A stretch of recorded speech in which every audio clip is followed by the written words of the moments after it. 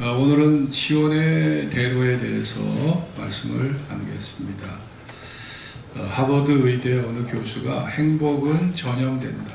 행복은 전염된다. 여러분, 불행도 전염돼요. 옆에 사람이 계속 울고 있고 계속 그러면은 나도 슬퍼지고 그러죠. 근데 이 하버드대 스테키스라고 하는 이 교수가 10년 동안 이제 그 암 환자들을 돌보다 보니까 사랑하는 사람의 죽음이 배우자에게 얼마나 큰 영향을 주는지를 이 사람이 알게 됐고, 또 사랑하는 사람과의 관계 속에서 어떤 일이 벌어지게 되는지를 이 사람이 연구를 하게 된 겁니다.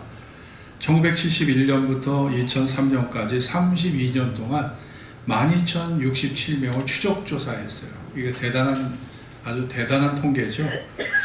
행복이 어떻게 생성되는가, 또 행복이 어떻게 확산되는가, 이거를 이제 연구해 보니까 3단계 거리에 있는 사람이 행복의 영향을 받게 된다는 겁니다. 처음에는 아주 절친들, 이 절친에게 우리가 영향을 받는 거예요. 두 번째는 그 친구의 친구, 3단계는 친구의 친구의 친구, 이렇게 영향을 서로 주고받는다는 겁니다. 내 친구가 절친이 아주 행복해요. 명랑해. 그리고 아주 낙천적이야. 그러면 그 친구의 행복감이 나에게 15%가 전달된대요. 이 교수에 의하면. 그리고 그 친구의 그 친구가 행복할 경우에는 10% 정도, 그리고 친구의 친구가 행복하면 6% 정도 행복 확산, 그러한 효과가 있다는 겁니다. 여러분, 행복한 사람 옆에는 행복한 사람이 생기는 겁니다. 제가 예전에 안산동사교에서 목회를 하고 부목으로 있었을 때 제가 어느 날 그 신방을 딱 갔는데 이 남자분이 딱 앉아 계셔요. 이 남자분인데 한 40대 후반입니다. 이분이 계신데 이분이 보니까 시각장애인이에요. 시각장애인이 등록을 해서 이제 제가 새신자 세교부 신방을 갔는데요. 근데 제가 그 집에 가서 참 놀란 것이 이분이 선천적인 시각장애인이 아니시더라고요. 후천적이야, 후천적. 그러니까 중간에 시력을 잃어버린 거예요. 그러니 본인이 예배 후에 자기 간증을 하시는데 중간에 병으로 이 시각을 잃어버려갖고 시력을 잃어버려서 자기가 거의 3년 동안 죽을 생각만 하고 살았대요. 생각해봐요. 여러분이 이렇게 자유롭게 눈을 보고 뭐 TV도 보고 자연도 보고 사람도 보고 보다가 이게 그냥 캄캄하게 앞이 안 보인다고 생각해봐요. 절망하지 않겠습니까? 그러니까 이 사람이 절망에 빠져서 수없이 자살 시도를 했는데 실패로 돌아가고 또 실패로 돌아가고, 그러다가 마지막으로 내가 교회라도 가겠다 해서 이제 교회를 가서 예수님의 사랑을 알게 된 거예요. 그래갖고 이 사람이 이제 변화가 돼가지고 그때 당시 안마를 하고 계셨어. 이 안마 아시죠? 그러니까 이제 시각장애인들이 주로 하는 일이 그런 일인데 물리치료사로서 안마 일을 하고 계시더라고요. 근데 이 사람이 그런 절망의 위기를 겪으신 분인데 얼굴이 너무 평화스러운 거예요.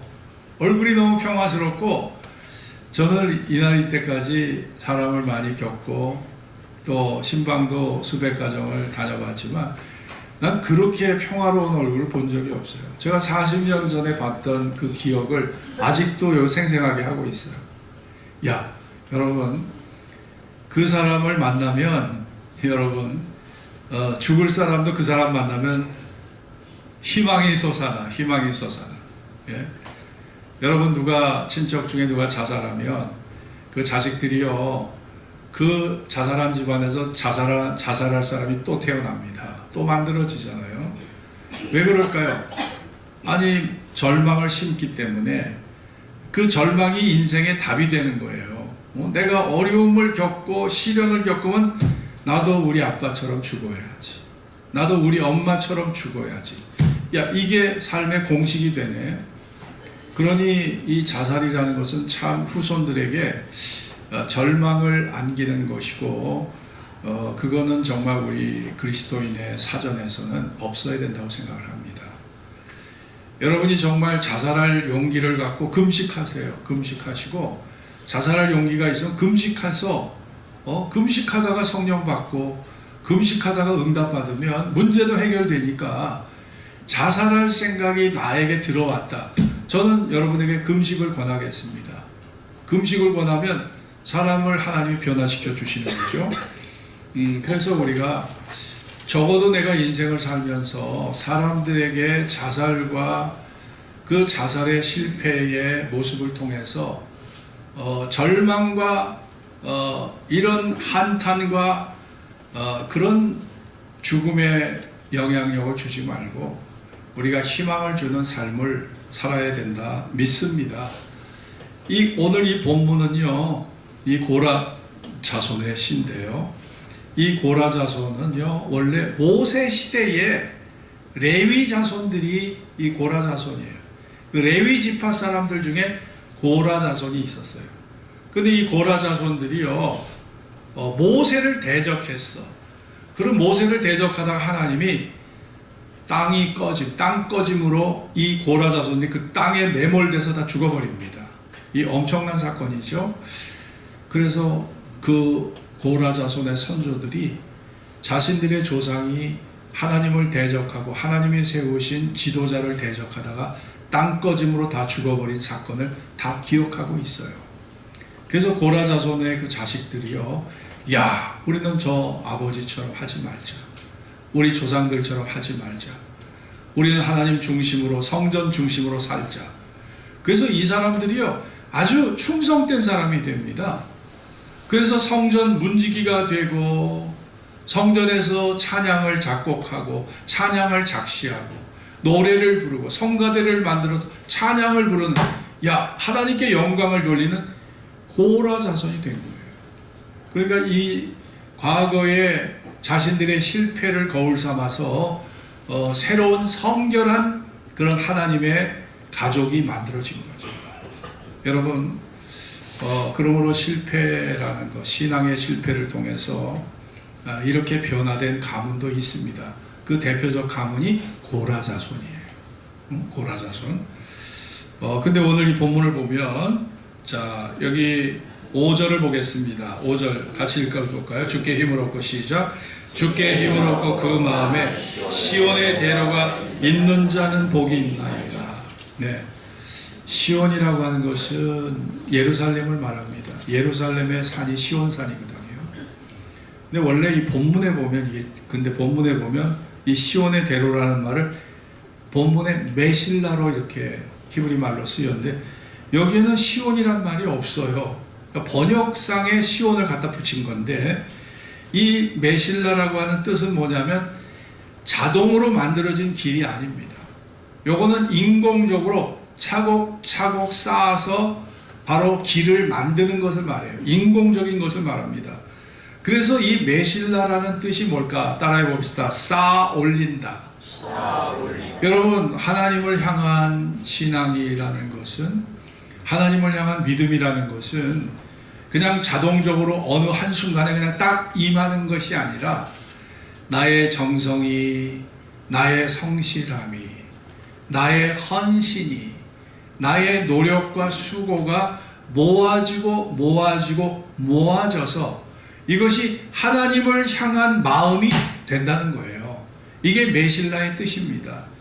그러니까 신앙이라는 것은 하루아침에 그냥 어떤 은혜를 통해서 자동으로 받는 게 아니라, 이렇게 성실한 노력에 의해서, 정성에 의해서 시온의 대로가 닦여진다는 거예요. 하나님을 향한 길이 닦여진다는 겁니다. 그러니까 인간의 노력과 수고를 여기 보면 아주 중요하게 그렇게 여기서 말하고 있는 거죠. 이 당시에는 예루살렘의 성전이 이미 세워져 있었어요. 그래서 6월절과 장막절과 오순절날 이 절기 때 예루살렘을 향하는데, 그 예루살렘으로 향하는 길이 은혜를 사모하는 자들에게는 참 이게 설레는 길이었어요. 설레는 길. 네? 초등학교 아이들이 소풍 가는 그 마음으로 야 어서 가서 하나님의 전에 가서 우리가 제사를 드리고 하나님을 배웁고 하나님을 찬양하고 영광 돌리고 영적 자유와 기쁨을 누리자 하는 이런 마음으로 고라 자손이 예루살렘을 향해서 나아가게 됐던 겁니다. 그러니까 그 예루살렘을 향해서 나아가는 그 마음이 이게 시온의 대로고, 그 시온의 대로라는 것은 자동으로 한순간에 얻어지는 것이 아니라 차곡차곡 점진적으로 노력과 수고와 헌신에 의해서 만들어진다는 것이죠. 그러니까 우리 지금 신앙생활하고 크게 다르지가 않는 것입니다. 여러분, 우리가 이런 시온의 대로라는 것은 더 구체적으로 표현하면 결국 시온의 대로는 은혜를 사모하는 마음을 가진 자를 말하는 거예요. 은혜를 사모하는 마음 가진 자, 그 사람에게 시온의 대로가 닦여지는 겁니다. 영국의 에드워드 8세라는 사람이 있습니다. 이 사람은 영국 왕 조지 5세의 아들로 태어났는데 이 사람이 1936년 42세의 나이로 에드워드 8세가 이제 아버지가 죽으면서 왕위에 오르게 됩니다. 그때까지 에드워드 8세는 독신이었어요. 그런데 그 마음을 사로잡는 한 여성이 나타납니다. 그 여성의 이름은 심푸슨 부인이에요. 이 여자는 이 여자와 에드워드 8세가 사랑에 빠지게 됐어. 사랑에 빠지게 됐는데 결혼할 조건이 하나도 맞지가 않아. 이 여자와 이 여자가 얼굴이 잘생긴 것도 아니야. 그리고 미국 출신이야. 뿌리를 미국에 두고 있어. 그리고 유부녀야. 현재 남편이 있어. 거기다가 이혼한 경력까지 있어.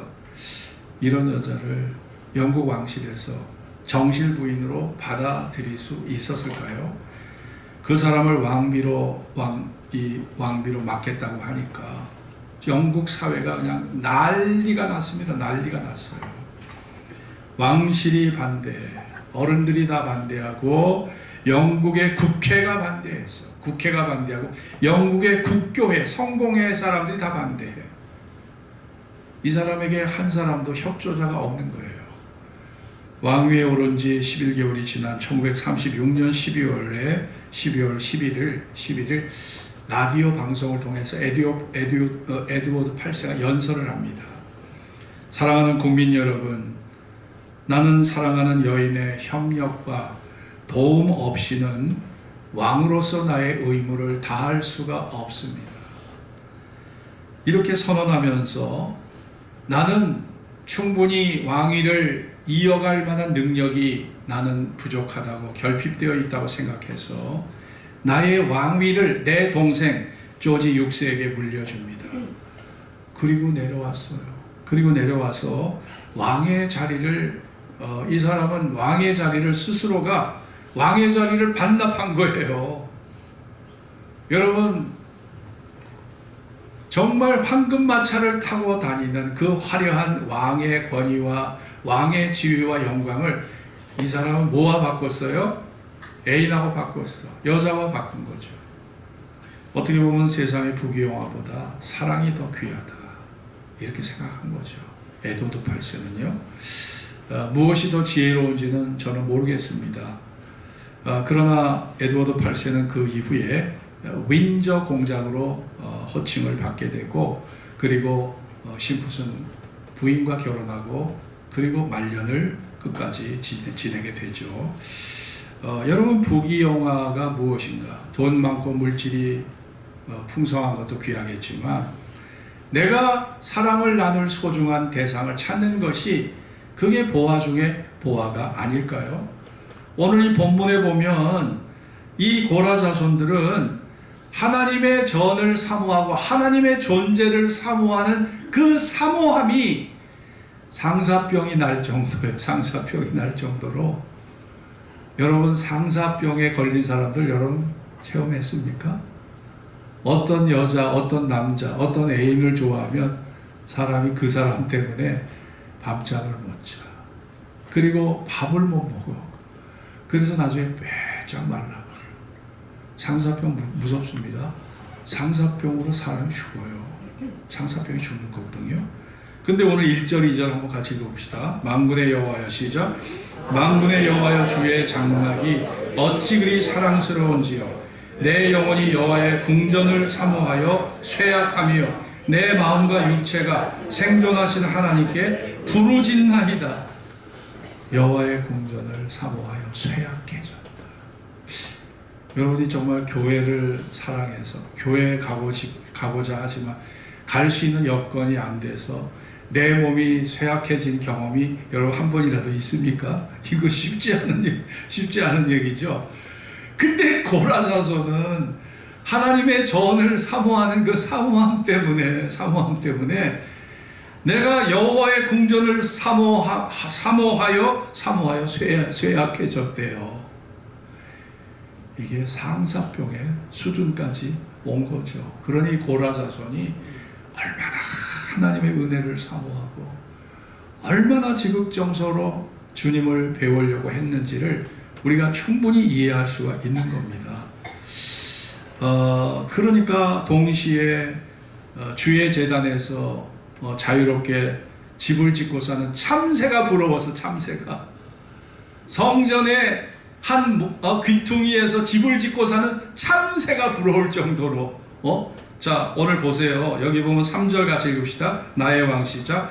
나의 왕 나의 하나님 만군의 여호와여, 주의 제단에서 참새도 제 집을 얻고 제비도 새끼들 보금자리를 얻었나이다.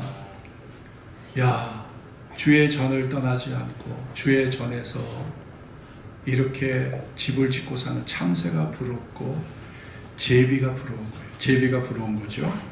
여러분 10절을 우리가 읽지 않았지만 10절을 같이 읽겠습니다. 주의 궁전에서, 시작. 주의 궁전에서 한 날이 다른 곳에서 첫날보다 나은즉 악인의 장막의 고함보다 내 하나님 문지기로 있는 것이 좋사. 자, 고라사손은요, 하나님의 주시는 은혜가 어떤 것인지를 깨달았던 사람들이었습니다. 그리고 그 하나님의 사랑이 얼마나 우리를 설레게 하고 우리를 행복하게 하고 우리에게 희망을 주는지를 깨달았던 사람들이에요. 그렇기 때문에 이렇게 주의 전을 사모했다는 것이죠. 어거스틴이 남긴 유명한 말이 있습니다. 하나님은 나를 사랑하시되 나를 세상에서 단 한 사람밖에 없는 것처럼 사랑하신다.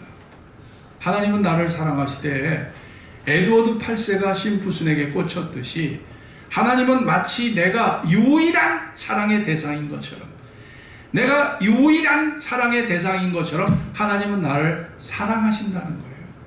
그거 믿어지시는 분만 아멘 하십시오. 믿어지십니까, 여러분? 지구촌 인구가 82억입니다. 2025년 기준으로 예수 믿는 사람들이 24억 명입니다. 24억 명인데 하나님이 예수 믿는 사람들을 단체로 취급하지 않아요. 꾸러미로 대하지 않아요. 창현교인이 70명, 80명이라고 해도 창현교인을 그냥 이 단체 취급하지 않아요. 하나님은 그 사람의 성씨, 그 사람의 태생의 비밀을 알고 계셔요. 살아왔던 과거의 발자취를 알고 계십니다. 현재의 형편을 알고 계십니다. 그 사람의 모든 것을 알고 있어요. 그리고 예민한 사람은 예민한 사람에게 맡게, 단순한 사람은 단순하게. 그 사람의 성격 파악 돼 있을까요? 안 돼 있을까요? 성격 파악 다 돼 있습니다. 하나님은 여러분의 출생의 비밀까지 알고 계셔요. 제가 기도할 때 하나님 앞에 늘 쓰는 말이에요. 하나님 저 출생의 비밀까지 다 알고 계시잖아요. 응? 제가 이만큼 변화된 거 저 많이 달라졌다고 생각하는데 왜 하나님 그거 인정해 주지 않습니까? 제가 이렇게 기도할 때가 있거든요. 그리고 하나님 우리 출생의 비밀까지 아시는 거예요. 하나님은 여러분을 절대로 꾸러미로 대하지 않으세요. 시편 147편 말씀처럼 저가 별의 수효를 계수하시고 저들을 다 그 이름대로 부르신다고 했습니다. 하나님은 별의 수요를 계수하시고 저들을 다 이름대로 부르신 하나님이에요. 그러니 여러분, 제가 예전에 순복음 중앙교회를 다닐 때 그 자리가, 그 앉는 자리가 회중석이 1만석이야. 1만석. 1만 명이 앉아요. 그럼 내가 여기 딱 앉아 있으면, 야, 이 많은 사람 중에 하나님이 내 존재를 기억하실까? 그때 제가 느낀 게 뭐냐면 대중 속의 소외감을 느꼈어. 대중 속의 소외감.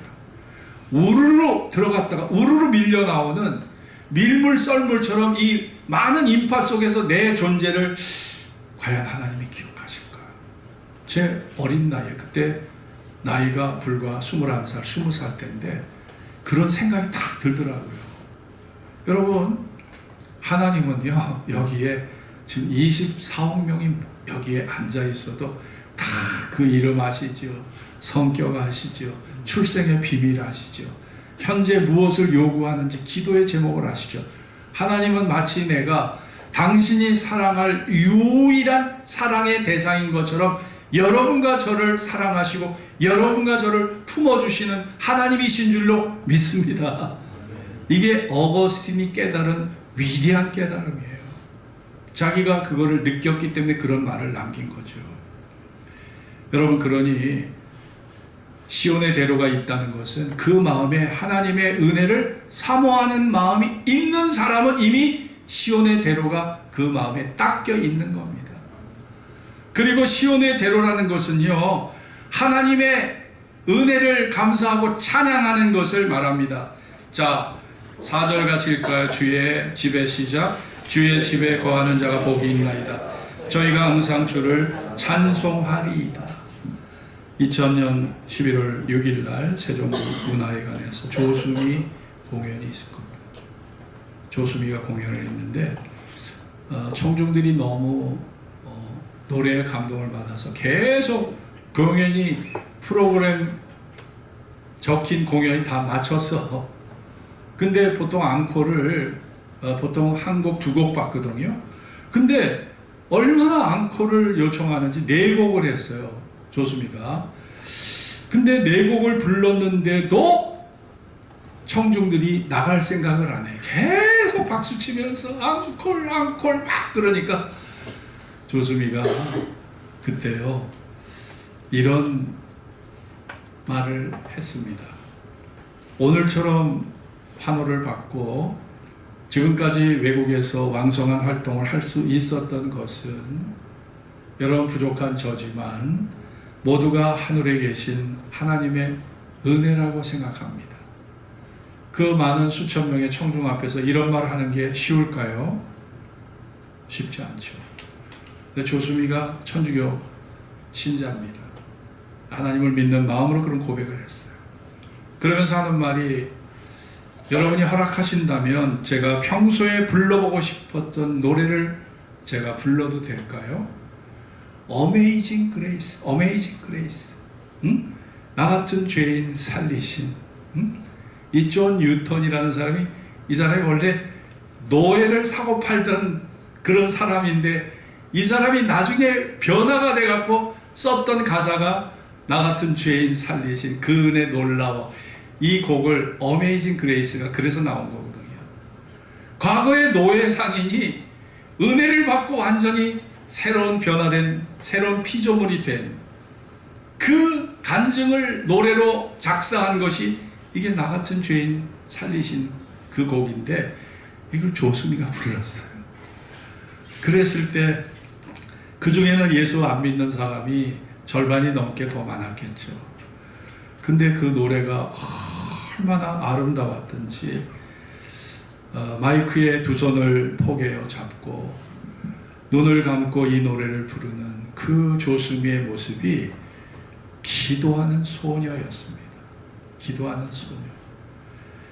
죄 많고 부족한 저를 세계적인 소프라노 가수로 만들어주신 하나님께 영광을 돌리는 그런 찬양인데, 그 찬양이 끝나자마자 청중이 누가 시키지도 않았는데 일제히 다 일어났어. 일어나가지고 뜨거운 박수를 쳤습니다. 여러분, 정말 조수미는 그렇게 해서 하나님께 큰 영광을 돌렸는데, 여러분, 우리가 이렇게 하나님 앞에 찬양한다는 것은 하나님이 가장 기뻐하는 일입니다. 왜냐? 하나님은 나의 생명의 주인이시기 때문에, 나의 생명의 주인이시기 때문에, 그리고 나를 다스리고 주관하는 나의 왕이 되시기 때문에 그런 거죠. 제가 우리 교회 전도사님을 모시려고 이렇게 광고를 하는데 한 분을 토요일 날 면접을 했어요. 한 분을 면접을 했는데 어떻게 당신은 예수를 믿게 됐냐? 제가 물어봤죠. 그랬더니 이분이 하시는 말씀이 자기 어머님이 자기 엄마의 얼굴을 기억도 못할 때에 4명의 자식을 낳았대요.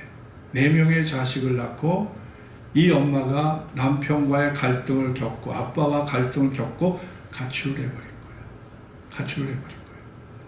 그래가지고 가출을 해가지고 아빠 없는 그런 고아가 된 거죠. 아니, 엄마가 없는 고아가 된 건데 그 친할머니께서 이 4명을 거둬주셨어요.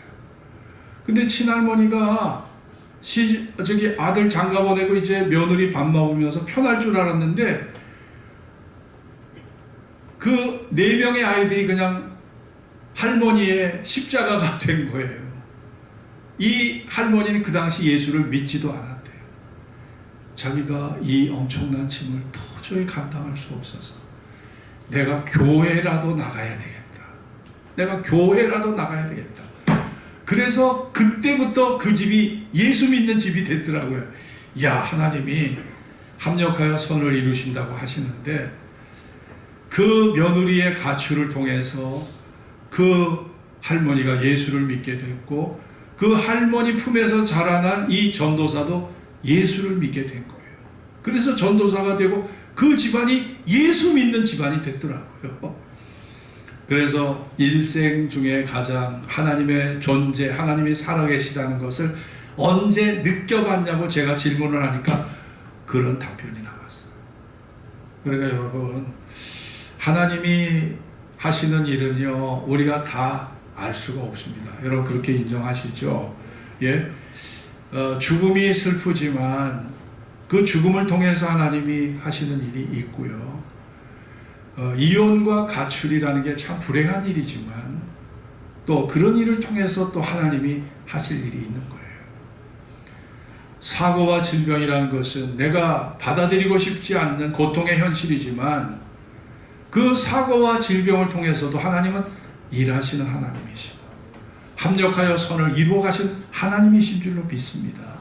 여러분, 그러니 우리가 하나님에게 찬양의 문이 열려지면 내가 좋을 때만 찬양하는 것이 아니에요.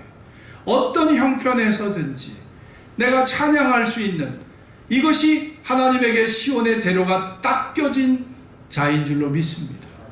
마음에 그런 찬양의 마음을 가진 자가 시온의 대로가 예루살렘을 향한 시온의 대로가 딱 껴진 자들인 줄로 믿습니다. 여러분이 그런 은혜가 여러분에게 있어지기를 바랍니다. 뿐만 아니라 여러분 여기에 보면 시온의 대로라는 것은 항상 주께 기도하는 자들이 바로 시온의 대로가 딱 껴진 자들입니다. 미국 서남부에 테네시주가 있는데요. 이 테네시주에 큰 산맥이 있습니다. 그 산맥이 그레이트 스모키 산맥이에요. 이 그레이트 스모키 산맥이 있는데 이 산기슭의 작은 마을에서 교회당을 건축하게 됐어요. 그 교회에서. 근데 입당 열흘을 앞두고 그 테네시 주 시에서 건축가에서 건물 규모에 비해서 주차장이 부족하다고 준공 허가를 허락해 주지 않는 거예요. 주차장을 먼저 확보해야 우리가 준공을 허락해 주겠다. 이렇게 하니까 이게 큰 기도 제목이 된 거예요. 주차장 크기를 2배, 현재 2배로 증축하지 않으면 새 성전을 사용할 수 없다라고 하는 시의 통보가 공문이 온 거예요. 그러니 교회를 위해서, 교회당 건축을 위해서 헌신하고 했던 사람들이 난리가 난 거죠. 담임 목사님은 그때 여러분 하나님은 우리에게 산을 옮길 만한 그런 믿음을 주시는 분이니 여러분 중에 이 특별 기도에 참여하실 분 나와달라. 저 성전 봉헌식을 우리가 열흘을 앞두고 있는데 정말 이 뒷산, 우리 교회 땅이지만 이 뒷산을 허물어서 주차장을 만들 수 있도록 하나님께 기도하자. 근데 그게 열흘 안에 그게 쉬운 일인가 생각해봐요. 응? 그래가지고 그런 선포를 하고 이 특공대를 이제 모집을 했더니 24명이 왔어. 그래서 그 24명과 이제 기도회를 합니다. 하나님, 저희가 이렇게 몇 년 동안 기도하고 헌금해서 어렵게 교회당 건물을 세웠는데, 아니 주차장이 적다고 현재 주차장의 2배의 공간을 확보하지 않으면 준공검사, 준공을 허락하지 않는다고 하니 하나님 어찌합니까? 도와주십시오. 저희들은 어서 헌당 예배 드리고 싶습니다. 며칠 동안을요 간절히 기도했어요. 근데 목사님이 기도하고 나서 확신이 들어서 사람들에게 선포를 합니다. 여러분, 우리가 열흘 후에 성전 봉헌 예배를 드리기로 했는데 예정대로 봉헌 예배 드리겠습니다. 노회에 연락해서 우리 교회 축하 순서 맡은 강사, 설교자, 축사 이런 사람들 다 연락해서 모이도록 하겠습니다. 우리 믿음으로 진행합시다. 선포를 해버렸어. 선포를 했는데 그 선포한 그 다음날 목사님 집무실에 누가 찾아왔는데 그 사람이 누굴까요? 이 사람이 에컴이라고 하는 건설회사에서 찾아왔는데 대형 쇼핑몰을 건축 중인데 땅을 메울 흙을 찾고 있었어요. 땅을 메울 흙을 찾고 있는데 이 사람이 이 거리를 갖다가 이렇게 관찰하는 중에 바위가 없는 부드러운 산이 어딜까를 찾다가 이 교회 주차장에 차를 세우고 사무실에 찾아온 거야. 그래가지고 제가 보니까 저 교회 뒷산이 누구 겁니까? 우리 교회 건데요. 그렇다면 제가 제안을 하나 해도 될까요? 저희가 지금 대형 쇼핑몰을 건축 중인데 땅을 메울 흙을 찾고 있습니다. 우리 교인들, 목사님이 허락하신다면 저 산을 갖다가 우리에게 매각을 해주시면 처리 비용은 물론 도로 포장과 뒷처리까지 해주겠습니다. 이야, 이런 기적적인 사건이 벌어졌습니다. 여러분, 이런 일이 자주 있지는 않아요. 자주 있지는 않은데 하나님이 그 성도들의 기도를 들으시고 이런 놀라운 일을 그들에게 허락하신 줄로 믿습니다. 여러분, 우리가 그런 일을 통해서 하나님이 정말 살아계시구나. 하나님은 지금도 일하고 계시고 하나님은 낮잠 주무시고 계시지 않아요. 멀리 출장 가시고 멀리 먼 나라로 이민 가버리신 하나님 아니시고 주님은 지금도 졸지도 아니하시고 주무시지도 아니하시고 우리의 기도를 들으시고 우리의 동태를 살피시고 내가 마치 하나님이 사랑할 유일한 사랑의 대상인 것처럼 여러분과 저를 사랑하시는 위대한 주님이신 줄로 믿습니다. 여러분이 그 사랑을 믿어야 기도가 나오죠. 그 사랑을 믿지 않으면 어떻게 기도가 나오겠습니까? 여러분이 하나님의 존재에 대한 확신, 그분의 일하심에 대한 확신, 그분의 능력에 대한 확신, 나를 향한 그분의 사랑에 대한 확신이 없으면 기도가 안 나와요. 기도를 하다가도 다 주저앉아버려. 낙심해버려. 그러니까 우리가 기도할 때 제일 중요한 게 뭘까요? 나 자신에 대한 하나님의 사랑의 확신인 겁니다. 하나님이 나를 사랑한다고 하는 그 사랑의 확신이 우리의 기도를 요동치지 않도록 만들어주는 가장 든든한 기초가 된다 믿습니다. 결국 사랑의 확신이 우리 기도의 기초가 되는 거예요. 여러분, 이 고라 자손들도 시온으로 향하는 대로가 닦여져 있었지만 그들도 눈물의 골짜기를 통과해야 했습니다. 자, 우리 같이 읽어봅시다. 우리가 6절, 5절, 6절 같이 봅시다. 주께 시작. 주께 힘을 얻고 그 마음에 시온의 대로가 있는 자는 복이 있나이다. 저희는 눈물 골짜기로 통행할 때 그곳으로 많은 샘의 곳이 되게 하며 이른 비도 은택을 입히나이다. 고라자손이 가는 길이 형통하고 자신만만하게 갈 수 있는 그런 장애도 없고 험난한 길이 없는 평탄대로가 아니었다는 거예요. 눈물의 골짜기가 있었습니다. 네. 실패도 있었습니다. 시행착오도 있었을 거예요. 또 자기들 형제끼리 동족끼리의 싸움과 투쟁도 있었을 겁니다. 마음의 시험도 있었을 거예요. 사고와 질병도 있었을 겁니다. 여러분, 이 눈물의 골짜기를 통과한 후에 시온의 대로로 향하는 그 마음은 이 눈물의 골짜기까지 이기도록 했다는 겁니다. 주님을 사모하고 사랑하고 주님을 찬양하고 기도하니까 이 눈물의 골짜기를 능히 통과할 수 있는 그런 믿음의 저력이 고라 자손에게 있었다는 거예요. 여러분의 삶도 항상 평탄하지만은 않아요. 항상 여러분의 삶이 형통하지만은 않습니다. 여러분도 눈물의 골짜기를 지나야 할 때가 있는 것이죠. 그러나 여러분의 마음에 은혜를 사모하고 찬양하고 기도하는 그 시온의 대로가 닦여 있다면 여러분은 마침내 그 눈물의 골짜기조차도 눈물의 골짜기조차도 많은 샘이 되게 한다. 위로의 샘이 되어주고 나에게 은총의 샘이 되어주고 사랑의 샘이 되어준다는 것이죠. 그리고 7절 다 같이 읽어볼까요? 저희는 시작. 저희는 힘을 얻고 더 얻어 나아가 시온에서 하나님 앞에 각기 나타나리이다. 시온의 대로, 시온의 대로, 시온의 대로의 마지막 종착지가 어디인가요? 마지막 종착지가 하나님의 보좌 앞이에요. 하나님의 보좌. 하나님의 보좌 앞으로 결국 가게 됩니다.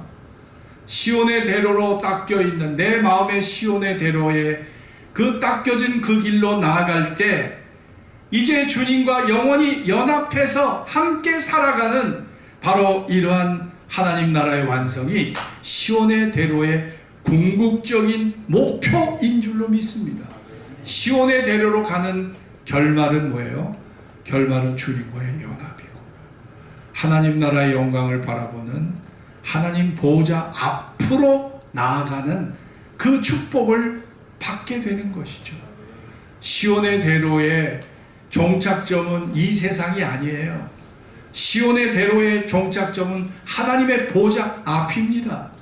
우리가 하나님의 보호자 앞으로 나의 사모하는 마음이, 찬송하는 그 마음이, 기도하는 그 마음이 이것이 저 천국으로 향하는 길이 되어 나를 저 천국 하나님 보좌 앞으로 이끌어주는 원동력이 되고 능력이 됨을 믿습니다. 여러분의 마음에는 시온의 대로가 닦여 있습니까? 시온의 대로가 닦여 있으신가요? 여러분, 우리가 하나님이 나와 함께 하실 때 시온의 대로는 자동으로 닦여지는 게 아니에요. 차곡차곡 정성과 시간과 헌신과 충성과 성실함과 이것이 차곡차곡 모아져서 시온의 대로가 닦여지는 겁니다. 그게 메실라의 의미인 거죠. 여러분과 저의 삶이 시온의 대로가 닦여져 마침내 하나님 보좌 앞으로 나아가 영광스러운 부활의 몸을 입고 영원히 주님과 연합해서 살아가는 영광스러운 축복된 여러분 되시기를 주의 이름으로 축원합니다. 기도하겠습니다. 오늘 주신 말씀을 기억하면서 시온의 대로는 눈에 보이지 않는 것입니다. 주님의 은혜를 사모하는 마음, 찬양하는 마음, 기도하는 마음, 이것이 시온의 대로예요. 네? 그리고 그 시온의 대로는 자동으로 내가 직분 받았다고 해서 목사가 됐다고 해서 자동으로 닦여지는 게 아닙니다. 이거는요, 이거는 쌓아 올리는 뜻을 갖고 있어요. 쌓아 올리는 거예요. 하나하나 공을 들여야 돼요. 여러분이 오늘 추운 일기에 아유 그냥 뭐 유튜브로 예배 드리지 이런 생각도 해보셨을 거예요. 추운 일기에 교회 찾아와서 예배 드린다? 쉽지 않죠. 그 정성이 모아지고 그 열심이 모아지고 그 성실함이 모아져서 시온의 대로가 닦여지는 것이고 마침내 그 시온의 대로는 나를요 하나님 보좌 앞으로 인도해 주는 겁니다. 그러니까 시온의 대로의 최종 정착지는 최종 목적지는 하나님 보좌 앞인 거예요. 여러분이 그 하나님 보좌 앞을 향해서 나갈 수 있는 여러분, 축복된 여러분 되시기를 바랍니다.